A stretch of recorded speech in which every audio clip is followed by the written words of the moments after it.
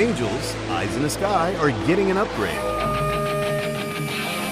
With some help from NOC AD engineers at Pax River Naval Air Station, Maryland. The Blue Angels were interested in updating their cameras to the newest GoPro iteration. The Blue Angels approached the mechanical instrumentation branch and asked if we could update their camera enclosures.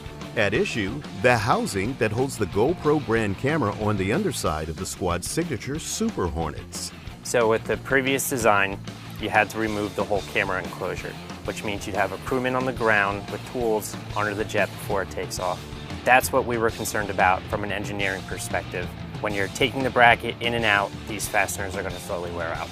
That can not only create FOD, debris that can damage the aircraft, but also pose a health and safety hazard. We wanted to make it more convenient for the ground crew, and we made it more convenient for the ground crew by integrating a hinge. This is now one solid part.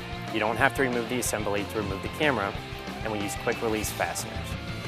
Crews in the structures lab at Pax River make the housing from scratch, quite literally in a computer-controlled milling machine called a CNC. A model is created by our engineer. It's sent over to our machinist. He takes that and turns it into a code that the CNC runs and cuts the metal out. The mechanical instrumentation branch crafted 4 of these housing units for the Navy's elite demonstration team.